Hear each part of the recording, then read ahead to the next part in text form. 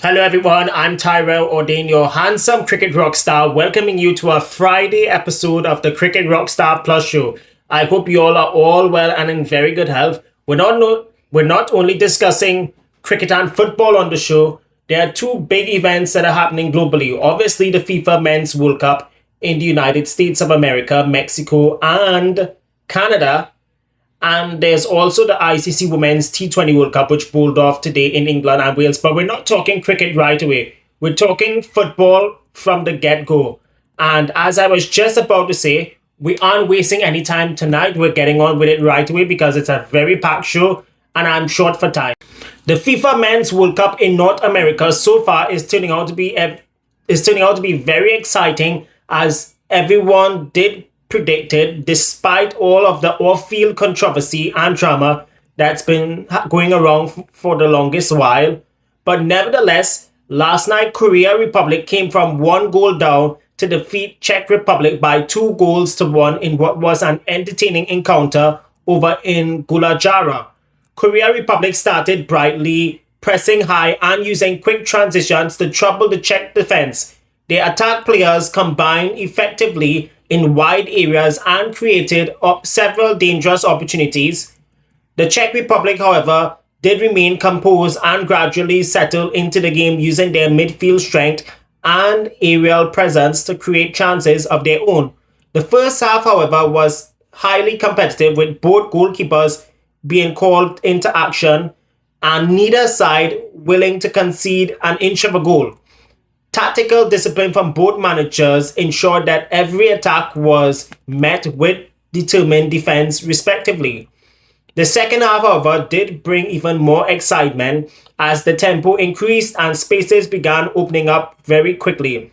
Korea Republic's speed and technical quality did cause problems on the counter-attack, while the Czech Republic responded with their trademark direct approach and intelligent movement in the final third. Several substitutes did change the complexion of the match, injecting fresh energy and tactical adjustments/changes around. The battle in infield did provide critical possession, changing hands frequently, and momentum swung from one side to the other. Overall, Korea Republic demonstrated excellent organization, quick passing, combining, and a willingness to attack with confidence. Their fullbacks did provide width and support, allowing the forwards to exploit spaces behind the defense. Meanwhile, the Czech Republic, they showed resilience, physical strength, and an impressive ability to create opportunities from set pieces and crosses. Both teams did display qualities that could make them difficult opponents later on in the group stage, although improvements in finishing and defense concentration will be necessary moving forward. This afternoon's match involving Canada and Bosnia-Herzegovina was without a doubt a hard-fought encounter between the two teams as they played out to a 1-1 draw in Toronto.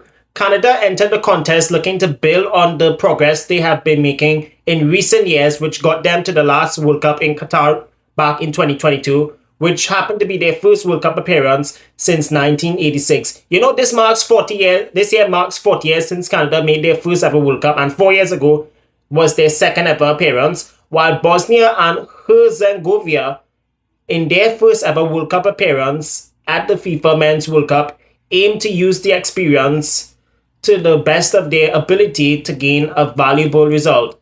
Canada's performance was built on pace, athleticism, and direct style of play. Their wide players consistently stretched the Bosnian defense, while the midfield worked tirelessly to win possession and launch quick counterattacks. The Canadians, on the other side, did display excellent organization and discipline, which limited Bosnia and Herzegovina's ability to dominate possession for extended periods. However, despite that, they were unable to break through the back of their net. As for the defense line, it remained compact, and the goalkeepers were called upon several times to make critical saves, which kept the team in control in the difficult times. As for Bosnia-Herzegovina, they meanwhile relied on their technical ability and creativity to create opportunities. Their midfielders, however, attempted to dictate the tempo, while their attacking players did look very dangerously.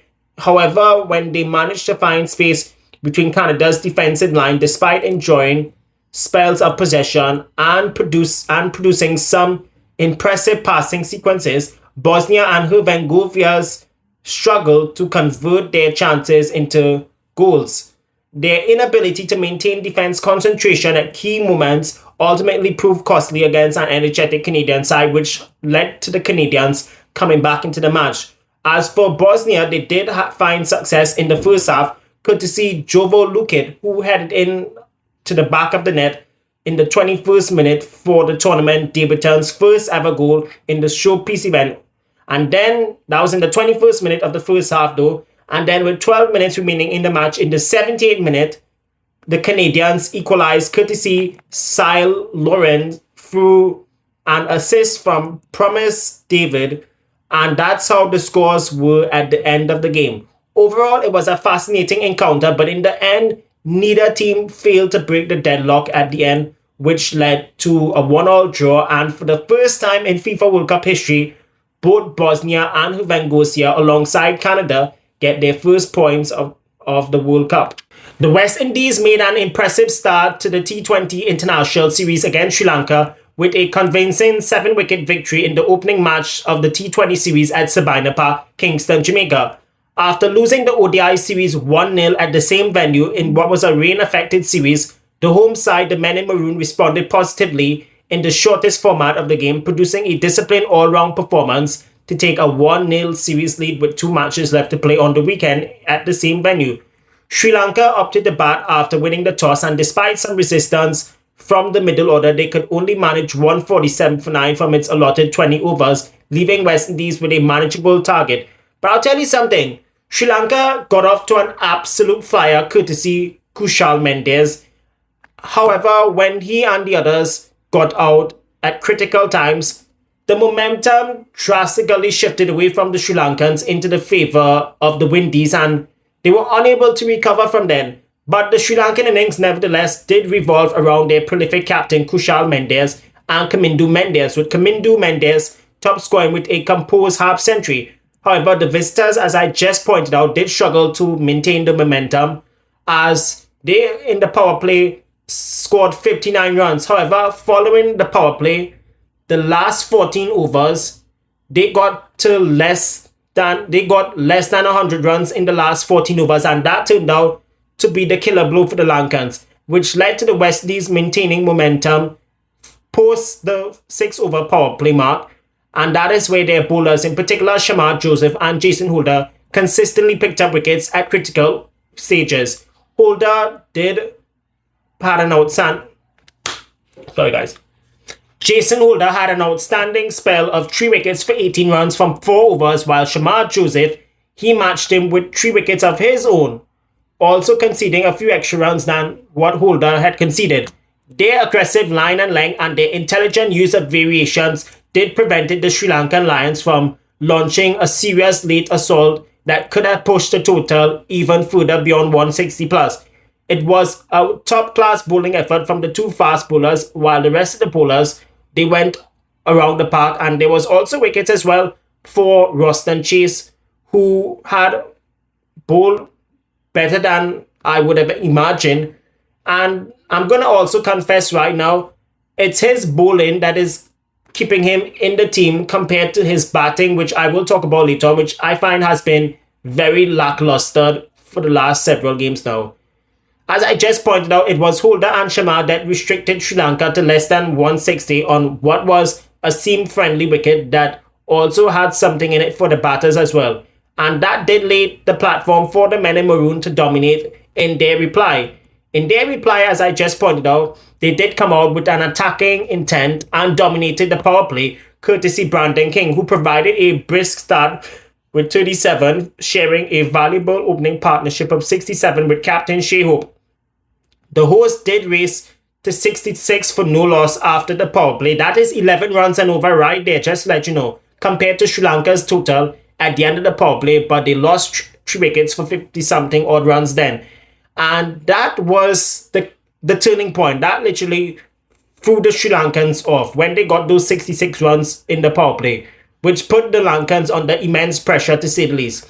Although Wahindu Hasaranga did briefly slow down the chase by dismissing Brandon King and then Shamar Joseph cheaply, the West Indies never lost control of the required rate.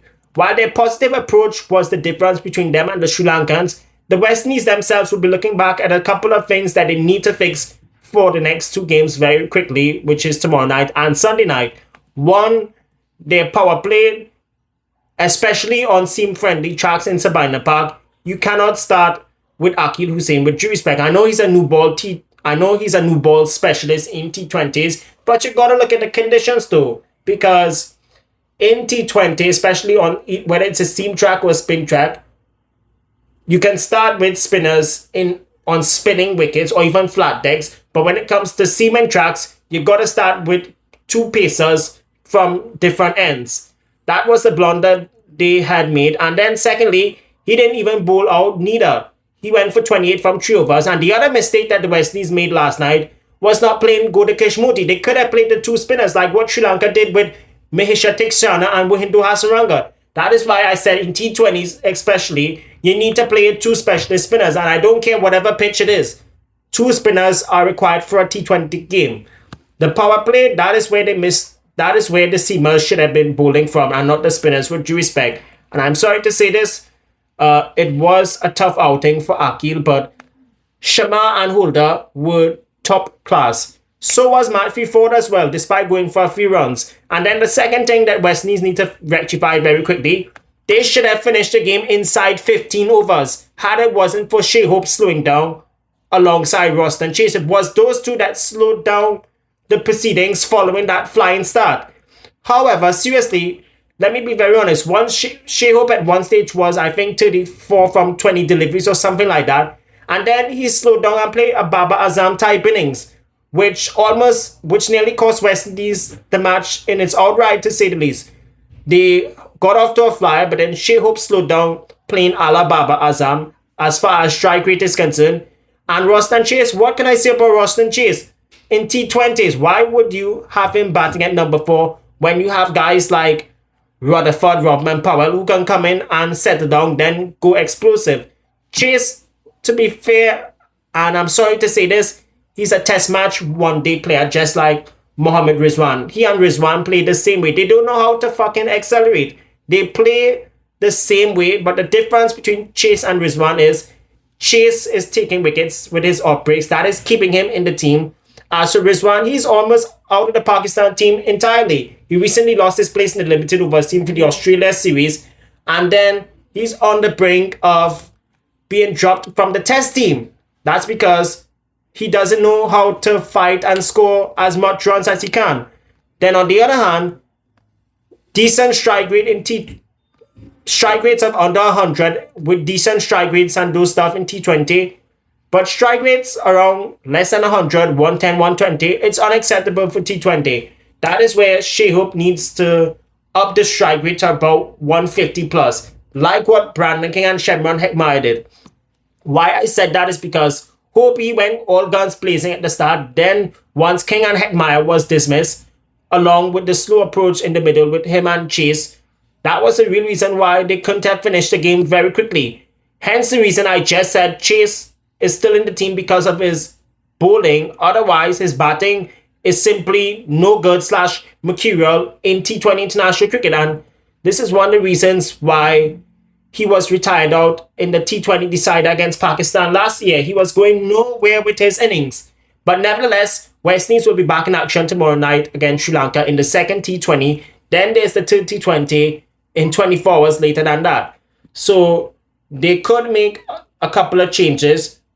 And I would not mind trying someone like a Shamar Springer or even Akeem August, who can play his natural game all the time and has a better T20 strike rate than Roston Chase. Coincidentally, the two of them play for the same franchise, the St. Lucia Kings in the Caribbean Premier League. But I don't know. I'm not sure if they want to change the team for the next game, but we'll see how it works out. The ICC Women's T20 World Cup bowled off today in England and Wales, with 12 teams fighting for the elusive prize, which they will be playing for come the 11th of July 2026. The host England got off to a spectacular start at Edgbaston, Birmingham, as they produced a dominant all-round display to defeat Sri Lanka by 87 runs.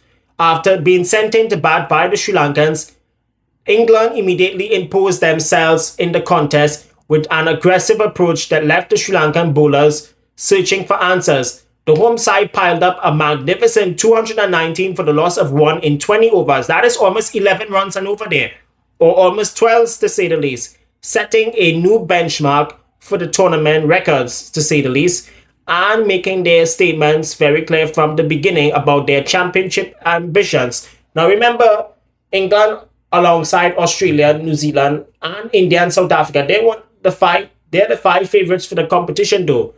The star of the evening was Danni Wyatt-Hodge, who played one of the finest innings in the history of the Women's T20 World Cup with an undefeated 105 of 62 deliveries, which in an innings which was combined with elegance, power, and was brilliantly supported by Amy Jones, who struck a fluent half-century, while captain Nat Shiver-Brunt added a classy quick-fire 46. England's batting depth and intent was evident throughout the innings, especially during the death overs where fours and sixes were flowing freely all around Edgbaston. The Sri Lankan bowling attack struggled for control as none of their bowlers were able to stem the relentless scoring. Chasing an enormous target of 220, the Sri Lankans needed a fearless start but instead found themselves under the pump very early on immediately. Early wickets disrupted the momentum and prevented their captain Chamari Atupatu from launching a flamboyant counter-attack. Despite a few moments of resilience of the Sri Lankans, the innings never truly gathered pace and momentum when needed, as the required rate kept climbing out of control as the English bowlers maintained discipline and intensity throughout the innings, ensuring that Sri Lanka finished on only 132 from 20 overs.